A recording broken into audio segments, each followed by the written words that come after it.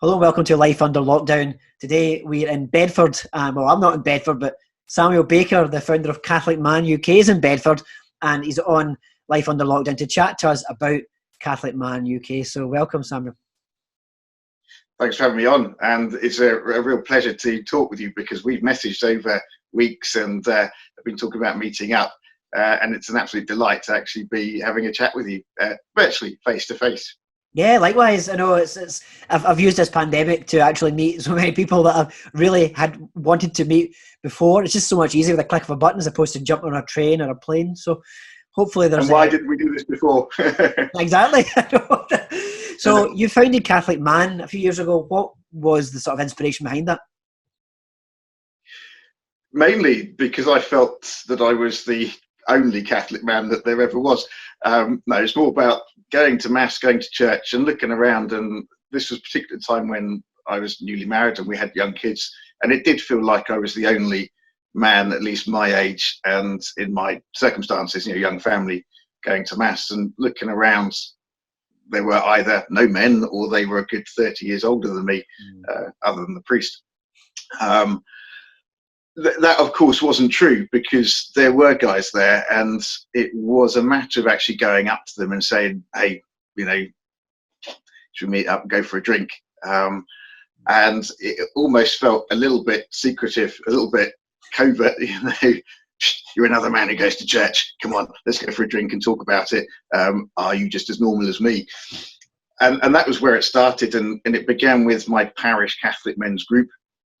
And then as we had been going over a number of years, socialising, getting to know each other, I did feel there's probably a point at which we ought to do something a little bit more spiritual and a little bit more catechetical. So I looked at organising a conference, a mini conference, literally in my area for the guys in my parish and local parishes. And word got around.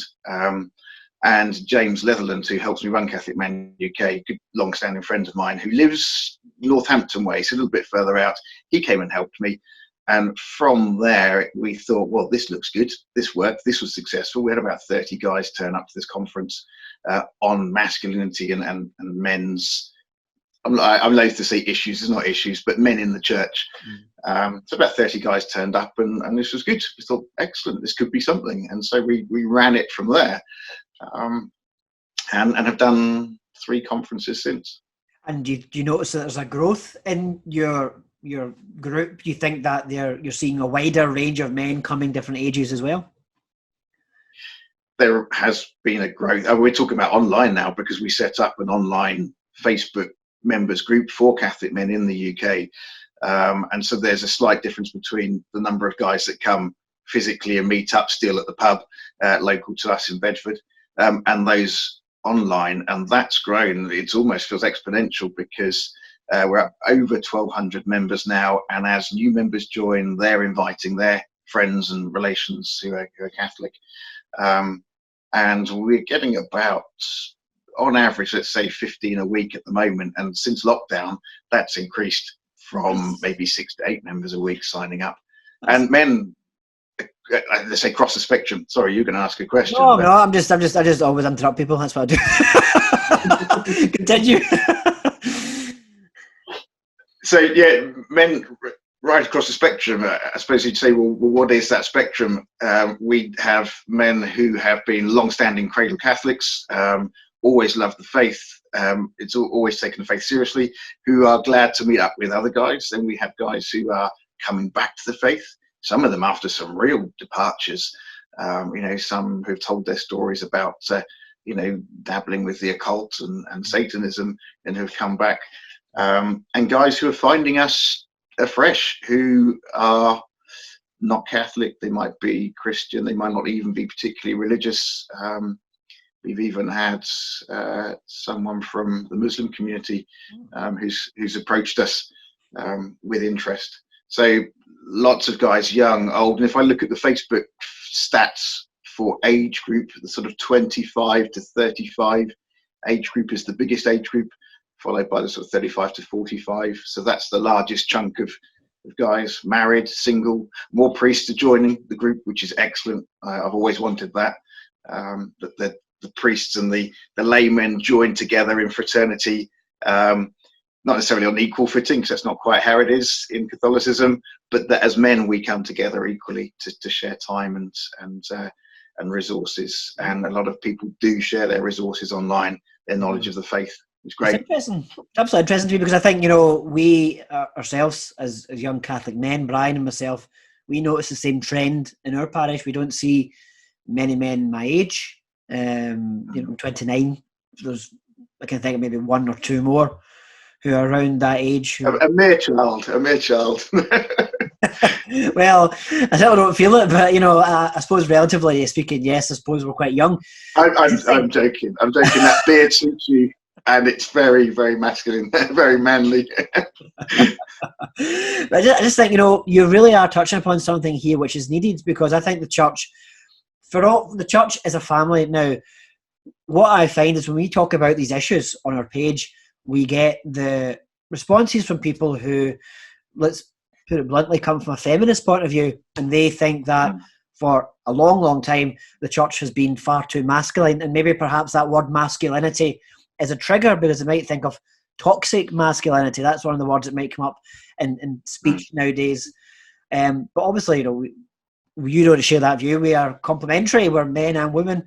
How do you respond to that sort of thing? That kind of comment that by fostering a man's group or an environment for men, in some way that's misogynistic. I quite understand the potential for that and for that kind of criticism.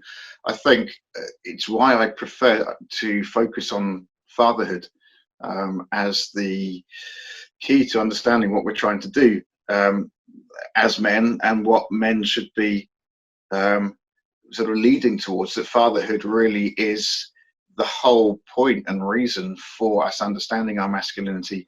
And the reason for that is, as both Pope John Paul II and Pope Benedict talked about, is that a man's fatherhood is there to help reveal the fatherhood of God to others, and specifically our wives and families, our wives and children. That's our main task, unless of course we're a priest, and then it's our church and our parish and our parishioners.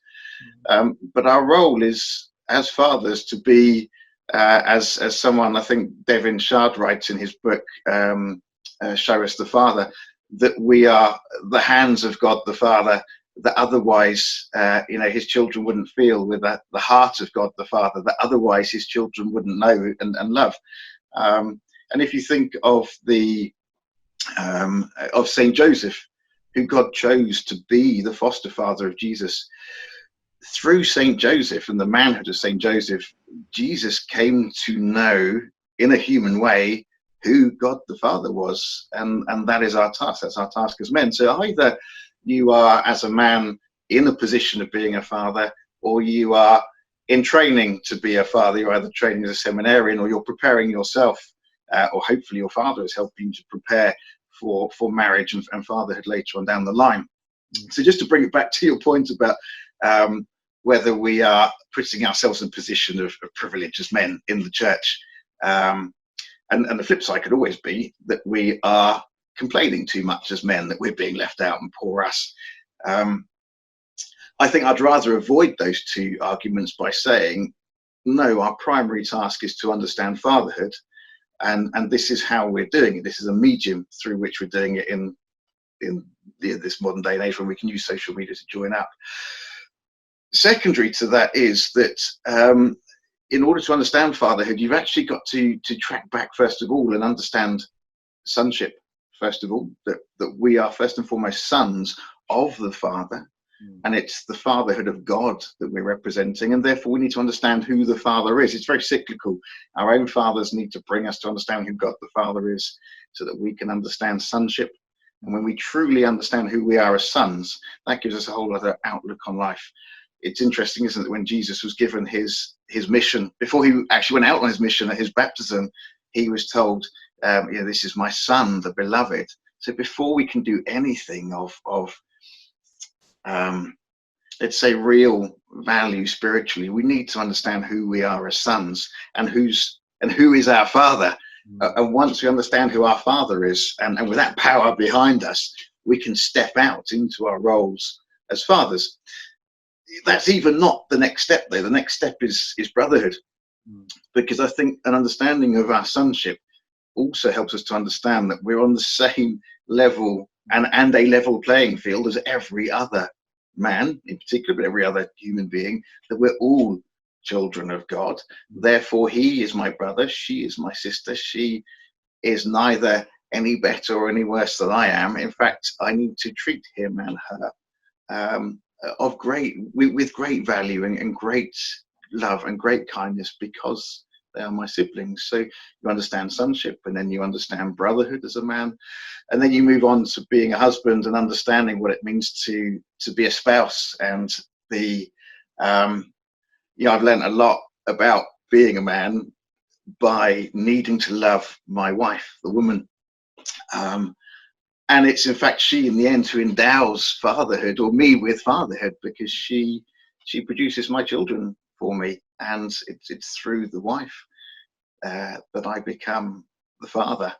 So there are many steps to go through that one could really focus on, rather than say looking at the sort of toxic masculinity element, or the poor men who have or feel they have no representation. And that's the line I want to take, because I really don't want to polarize it in that way, between, here's us being men on the one hand, and you women, you go away and do your thing over there. So that would be my take on it. Yeah, you're quite right. I mean, I think that's absolutely accurate.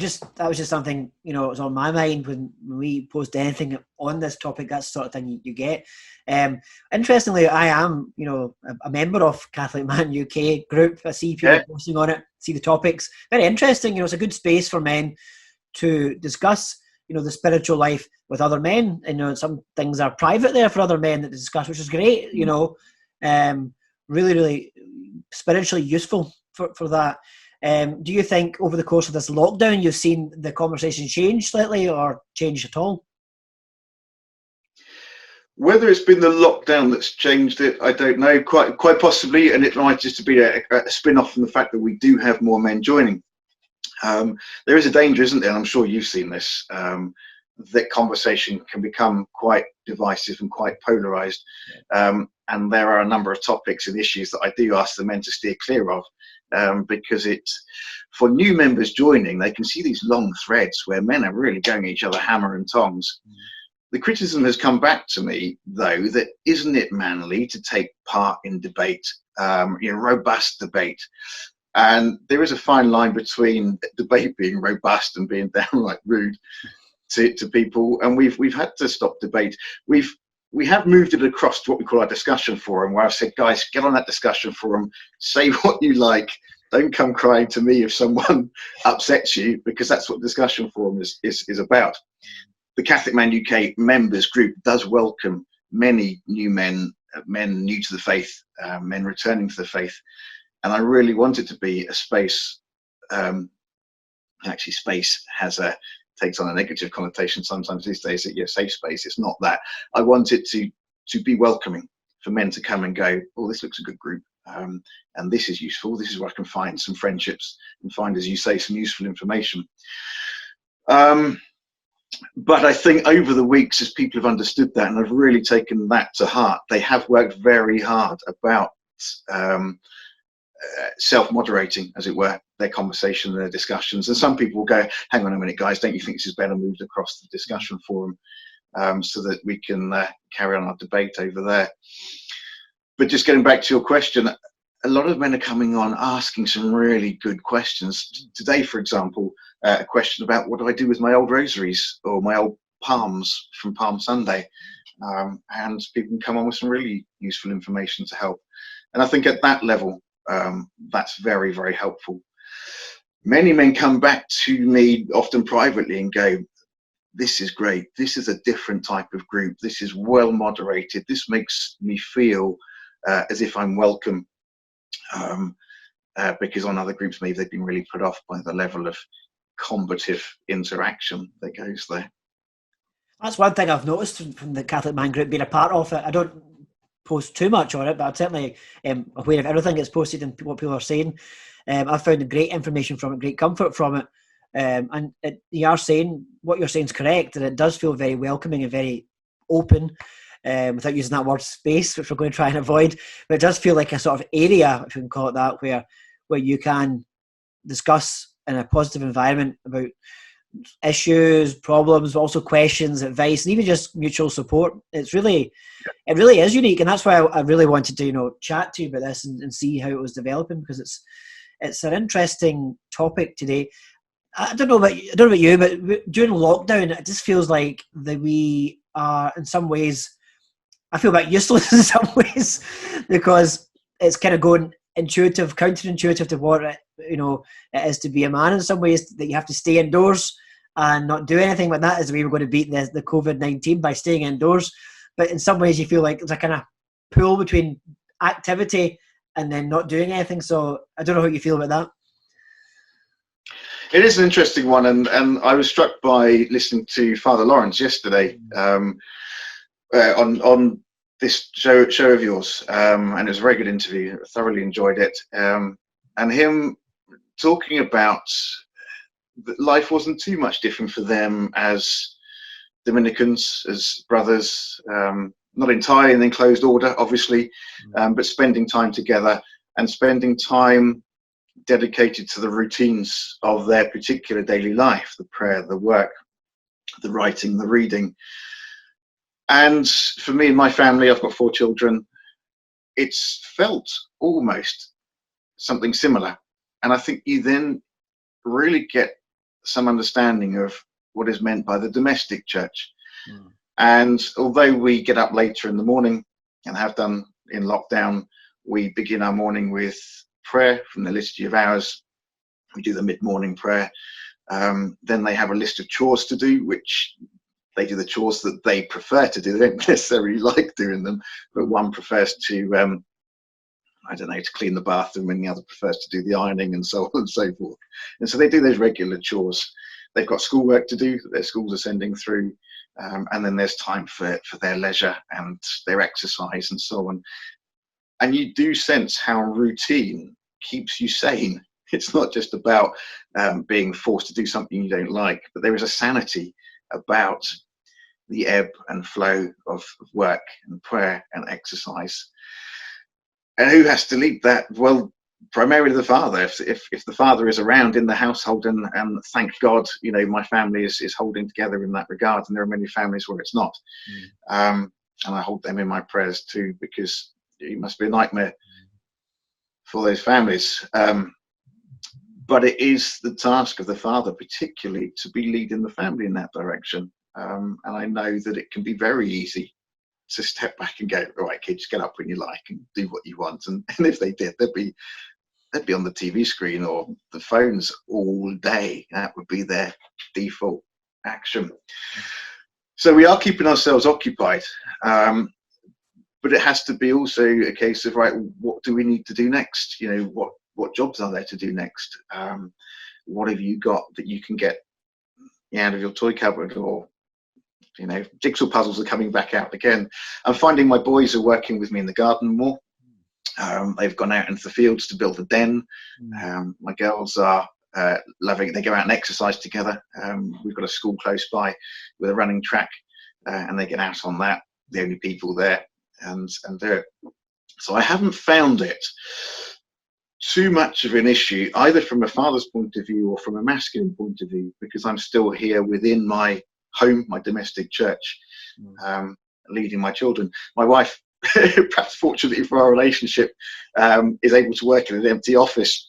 So we had a bit of friction at the beginning of lockdown when she was working from home, and then she was like, right, office is empty, I'm going to work in the office. Which it works, and she's grateful to come back to a clean house and an ironing pile that my daughters and my sons have tackled during the day. No, it's good. I'm glad to hear that you're enjoying your lockdown. I'm interested. A lot of men actually have been reaching out to me, single men who are maybe struggling a bit more with the lockdown. They're not seeing people, they're not getting out as much. Maybe older as well. So that's something which is concerning me a wee bit. I mean, certainly I would point those men towards the Catholic Men UK group online, because I'm sure they would get a very... Yeah, I was going to say to you, what have you advised them? Because that's obviously I'm in a bit more of a privileged position with my family around me. What have you advised those guys? It'd be interesting to know. Well, interestingly, I'm in a lucky position as well. I live with my parents. I still do, for different reasons, but that's given me, a great source of comfort. And it has been tricky to advise people who are in a worse situation than yourself, because the instant response comes back, well, you're in a better position than me. You don't know what it's like. But I have been in positions where I was alone. I mean, I spent time in France and Spain as a student, and there was times where I was living by myself abroad. And I think what really comforted me was prayer. That was something that really, really helped. My faith has always been a great support to me, particularly the rosary has always helped. I think that's my first advice to anyone who's alone, is that you connect to prayer. It's like almost like an internet of souls, I would call it that. You connect people via the network. Yes, that's good. Yeah. And it just feels like you get supercharged from it. I feel connected to people, especially this time where there's no mass. I feel, by praying and by watching the mass feeds, you feel connected. But again, as well, I think there's a beauty in being alone as well. Sometimes we don't always appreciate. I try and remind people that we're in this lockdown situation, and it's not going to be forever. And there might be a point we'll look back and say, well, that was a good time, because it's a time I could spend, doing what I wanted to do, catching up on a book, watching a series I didn't know, seeing more time to prayer. I'm doing a lot more studying just now. I do languages, so I'm doing more studying there. So that's something which I would say to the men. It's interesting though, because the men are not very good at talking about mental health issues, as you probably know fine well. No, and in fact, you haven't you? You posted some stuff about mental health issues, which is good. Yeah. Yeah, that was something which I wanted to do actually for a long time. I've had a very, very long history with struggles with OCD, which is an anxiety disorder, since I was 12, 12 years old. And, for a lot of men, there's a lot of stigma involved in that. I remember, even at 12 and 13 being off school with these problems, and then just going back to school saying I had the flu, as opposed to saying, that I have anxiety problems, and that I just didn't deal with it. But now that I've dealt with it, I feel so much more, happier, contented, and I'm in that same mode you're in just now. I'm absolutely loving lockdown. Don't tell too many people that, because they'll hate you. But no, I think it's a really good point to bring up. And I remember 3 months before I got married, I'd asked my wife to marry me. And then I was in a rather bizarre situation where I was about to train to become a teacher. So I was starting my teacher training. But I knew that in the back of my mind, I'd had a question about the priesthood. And so I took a time of separation from my fiance. 3 months it was, while I was finishing off my teacher training, to just get my head down, do that. But also really just to pray and to consider and go, is marriage the right thing? Very awkward. I'd already proposed to my fiance, and then went, oh, hang on a minute. So I was in a bedsit for 3 months, just focusing on my teacher training, and it was at the beginning incredibly lonely. But as the 3 months went past, the time alone was also, as you said, a time of prayer. I read a lot. I was, of course, working for my training, getting my teacher training finished, but it was the evenings. I ended up finding I was getting to bed earlier and then waking up earlier and getting into work earlier, which was great because I'm not an early riser. But I do look back at that time, those 3 months, as really formative, and I was glad I did it before I got married. Once that 3 months was up, I came out, went straight back to my fiance and said, right, come on, we're getting married. No hanging about. This is meant to happen. But I still look back at that time, and the key thing that I learned from it was to be content with my own company, and to be content in my monk's cell almost. I mean, it was rather nice that although I knew it wasn't the priesthood in the end, I really appreciated the monasticism of it. And that still stays with me. I like to come into this study and close the door, and just sit and think and read and pray. A task worth learning perhaps in lockdown. If you are a younger man on your own, older man perhaps, something worth pursuing. I think that contentment with one's own company and God's company, of course. Yeah, I think there's a lot of fruit to bear from that. I mean, it does feel a bit monastic, as you said. You know, I've first of all debuted this beard, which I'll be asking you for tips because you've got a very ample beard there, but put me to shame. It does need a trim. I think I said to my oldest daughter that I've got this video coming up, and she just looked at me and said, "You are going to comb your beard, aren't you?" I did. I put a comb through it, but it doesn't make much difference. No, I'm going to keep this beard, I think, afterwards, but I think it needs to be a bit trimmed down a bit. I think it's a bit kind of shaggy at the minute, so I don't know. Sorry, you are going to keep it, or you're not going to keep it? I think I'm going to keep it, yeah. Oh, good. Yeah, excellent. Yeah, it's one of the. That's an exclusive for you. It's one of those lockdown things. I thought, you know, like I was on the Royal Yacht Britannia in Edinburgh, and we always used to laugh. My friends at the employees in the Royal Yacht had a thing called beard leave, where they couldn't appear up deck, so the royal family wouldn't see their kind of stubble or kind of half-grown beard in case they offended the royal household. So I understood that completely now, because, you know, the first 2 weeks I was growing it, I was doing some video calls and people saying, "Well, are you okay?" Because you thought I'd be up all night drinking, I was hungover, or I hadn't washed in about 5 weeks. I didn't look very neat. And it was just you're just falling apart. Yes, basically. But now it seems to have grown a bit more fuller, and I feel a bit more, you know, that if I shaved it off now, I'd feel a bit naked. Yeah. It's interesting, though, isn't it? That a beard is one of those things that is also a little bit contentious when it comes to masculinity. Are you growing a beard because you want to look masculine, or you think that a beard is a masculine thing to do? You know, I have had people sort of, rather taking the mick out of me for growing a beard and looking like a hipster.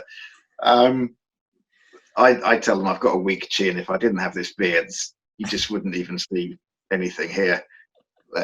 See, I grow it out of vanity, really. Yeah, well, you know, mine's not really a vanity thing. I just did it out of curiosity more than anything. I thought, I've got this time in my hand. You know, can I grow a beard? Let's see. I'm still working on Brian. Brian, if you're out there listening, you have to grow a beard. You only get a chance to do this in life. Do it now. Exactly. Yeah. I'll echo that. Grow a beard. If there's anything you can do in lockdown, grow your beard. Well, great. That's a good way to finish. So thank you, Sam, for coming on today and talking about Catholic Men. Anyone watching this show who doesn't know about Catholic Man UK, there will be details in the post. I absolutely heartily recommend that no matter what kind of man you are, where you are, what you're doing, as Samuel mentioned, you might not even be Catholic, get involved with Catholic Man UK. There might be something there that you find interesting, but what you will be guaranteed is a warm welcome from other men who are very good at heart. So thanks for coming on again, and hopefully when this is all over, we can meet up and maybe measure our beards together in person. Yeah, delighted. I look forward to it, and share a whiskey as well. That'd be fantastic. Of course, there's quite a few back there. That's for the duration. We're running out of bottles as we go down over the course of this lockdown. Hopefully there'll be some left by 2021. Fantastic. I look forward to it. Thanks for having me. God bless. Thank you.